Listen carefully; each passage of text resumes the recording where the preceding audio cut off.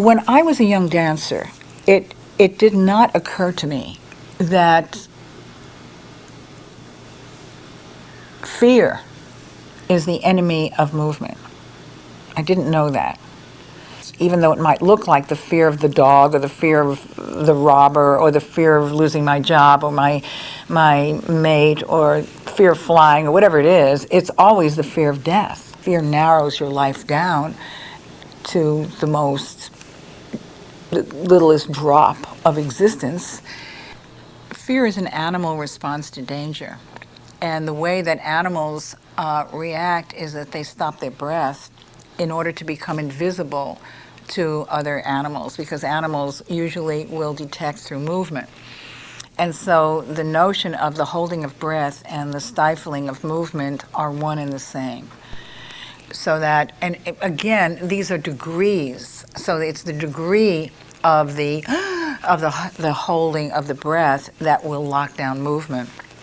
It's pretty interesting to see that when someone is in shock, either from some kind of traumatic accident or some other event or whatever, their breath is locked up and their throat tightens down to keep the breath up.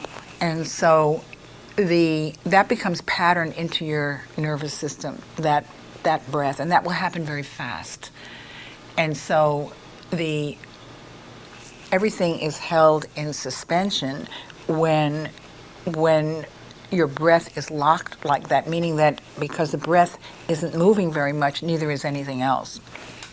The other part of that is at the moment that you go into that kind of fear response, you're locking down the fluid in your connective tissue. What the fluid does, well, it's not the fluid really, it's the stress and shock create cortisol. It creates the release of a hormone called cortisol that locks down the fluid in our connective tissue. And it does that the way an octopus would spew black ink. It's there to numb you so that you don't feel the assault of what's taking place. It's there to protect you, really.